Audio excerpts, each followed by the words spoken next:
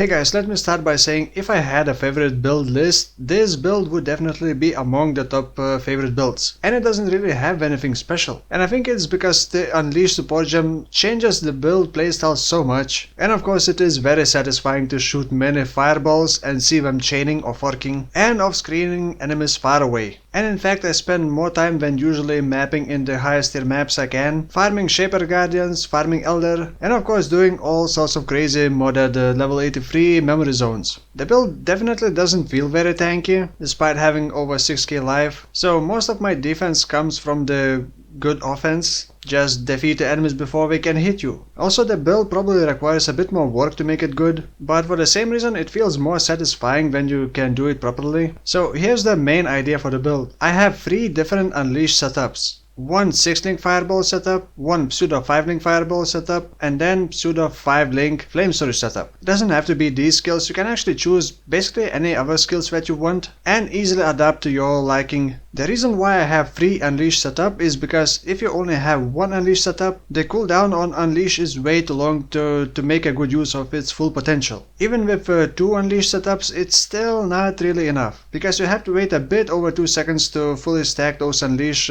stacks. The faster the skill you choose, the more cast speed you have, the more Unleash setups you would want to have. In some cases you may even want a 4th Unleash setup, but that would be pretty difficult to build around. So when choosing the skill to use with Unleash, you probably should look into slower cast speed skills. Of course, Unleash cannot support skills with cooldowns, triggered skills, brand skills, val skills, channeling skills, skills which reserve mana, skills used by totems, traps or mines. Cannot modify skills of minions. But you can actually link Unleash to minions and summon multiple minions fast. Now the DPS is kind of tricky to calculate, so I'm not gonna bother you with the math, and I only check DPS to see which support gems work better. Unleash works kind of similar to Spell Echo, except it repeats 3 more times without an extra animation, and repeated skills deal a bit less damage. And no, if you combine Spell Echo and Unleash, you would only add an extra 1 more cast. You would not echo the Unleash, you would only spell echo the initial cast. And I do not know if cooldown recovery speed affects how fast you gain those Unleash stacks, but I assume you cannot affect it, because it's not really a cooldown, it's more like, I don't know, stacks. I could be wrong on that. We are talking about less than a second, so it's pretty hard to time it correctly. It doesn't really change much. You will probably still want 3 Unleash setups. Now you may have one last question about the Discharge Unleash, and I have not personally tested that, but it would just make sense that Unleash and Discharge doesn't really work well, because for Discharge to work you need to consume charges, and there's like no way to generate charges so fast. Also, Unleash counts as 1 cast, just like Spell Echo. So things that trigger when you cast would only trigger per Unleash and not per spell unleashed. And I think that covers the basics of the Unleash, so we can talk about the build. And I just realized I don't have a lot of clips of me just mapping and clearing enemies, so there's mostly gonna be boss fights, including Uber Elder somewhere at the end. Unfortunately I forgot to record Uber Elder fight, so I had to download it from Twitch, so the quality is gonna be a bit worse. As always, timestamps and other info will be in the video description. So the items, and actually the build is, I would say, relatively cheap, maybe between 2 and 3 exalts. I have a very cheap 6-link body armor. In fact, you don't even need good body armor because it's only 1 Unleash setup. Of course, spell crit body armor would be nice, but it's definitely not required. Even without it, I reach over 87% effective crit chance without any power charges. But I am using increased critical strike chance support gem, which is not the highest damage gem, but I just like the reliability of critical strike chance, especially because it is Inquisitor. And in my body armor I have Fireball linked with Unleash, increased critical strike chance, control destruction, combustion, and GMP, which I do swap to slower projectiles against single target. However, if you can get the boss next to the wall, you should still use GMP because you can shotgun, and all of those explosions would overlap. By the way, I'm not using the threshold jewel for fireballs, because it's only beneficial if you can make the boss stand next to a wall, which doesn't happen against Shaper or Uber Elder fight, and it doesn't work with the frost wall. For my next Unleash setup, I have this weapon that I crafted myself. In fact, decent pseudo 5-link weapon may be a bit more expensive, and I just used etheric fossils to get the socketed skills deal 40% more spell damage, and I lucked out and got the critical strike chance as well. And in this setup I have another Fireball linked with GMP and Unleash. And this setup of course has slightly less damage than the 6-link setup. And again I swapped GMP to slower projectiles against set and single target. But I must say I really don't like using slower projectiles, but I couldn't figure out a better support gem. Maybe you could get more projectile speed on jewels, maybe it would feel better. But it's definitely pretty tough to aim and hit the bosses with this slower projectile, especially from far away. I did couple Uber Elder runs and slower projectile was just not working well enough for me.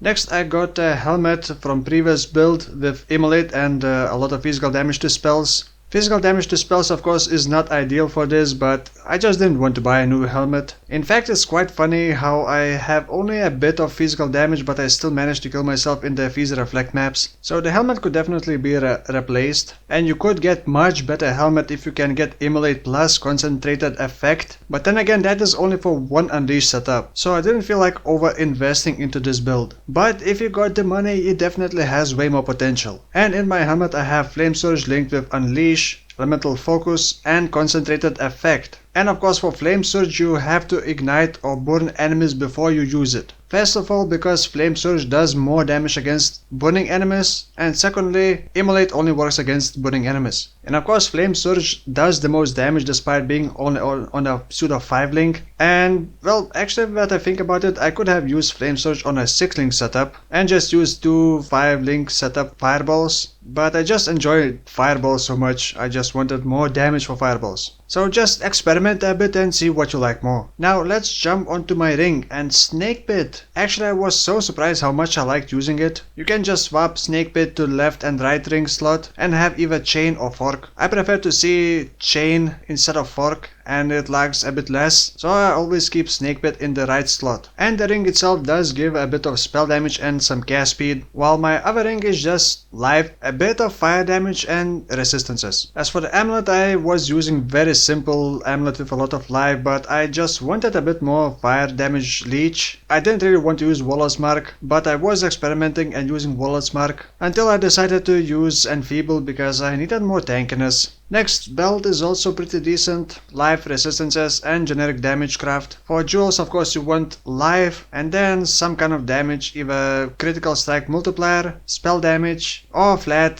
fire damage to spells. Shield nothing special, spell damage, critical strike chance for spells, some life. Boots as well, life and some resistances. And in my boots I have cast when damage taken level 1 linked with Spirit Offering, Immortal Call and Enfeeble. Spirit Offering is just to destroy corpses. It works wonders against the porcupines. Previously I only had Immortal Call and I was constantly dying to porcupines. And I have yet to die to porcupines after I added Spirit Offering. By the way, it can be any offering. Oh, gloves. How can I forget about the gloves? Fenumus Weave, my favorite gloves. It gives everything a man can dream. Bigger numbers and cozy spider webs. And in my gloves I have Herald of Ash, Zealotry and also Chaos Golem. I just wanted some extra mitigation, don't judge me. And in my shield I also have Flame Dash linked with faster casting and, well, Onslaught. In fact I had Val Righteous Fire, but I find myself never using it, and every time I would use it I would lose all of my ES and my Templar would shout on me that he doesn't have enough mana. So I just removed it. Sometimes simple just feels better. Oh, I do have Zealotry's Watcher's Eye. The one that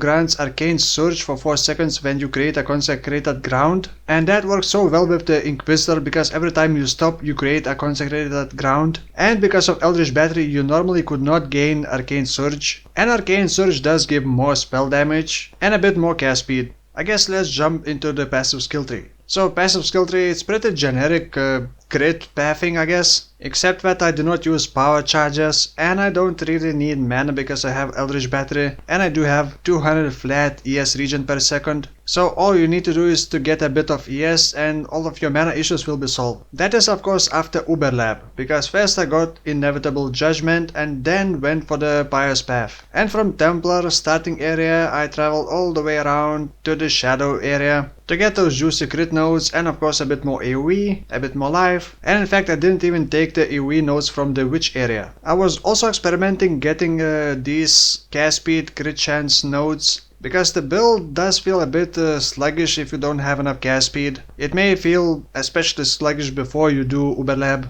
Or you may even decide to not take Eldritch Battery and play with your mana, and instead of Pious Path you may want to take Augury of Penitence and Instrument of Virtue. But that would require you to attack or use some movement ability like Shield Charge or I don't know, Leap Slam, Willing Blades. And I did not like that kind of approach, so I went with the Pious Path. But Pious Path basically gives the same amount of cast speed. Of course you have less damage than you would have with the Augury of Penitence, but also being immune to elemental ailments while on consecrated ground, which is very nice. Oh, one last thing, flasks. Because it is Inquisitor, you don't really benefit from the Wise Oak, so I was just using Diamond Flask and Atziri's Promise, and then 2 Life Flask and Quicksilver. In the end, I would probably say that this specific build is not really good for Uber Elder. I bricked 3 Uber Elder sets, but it was a good practice for me because I don't really do Uber Elder that often. And that's pretty much all. If you got any questions, leave them in the comments below, I'll try to answer them. Thank you for watching and I'll see you soon.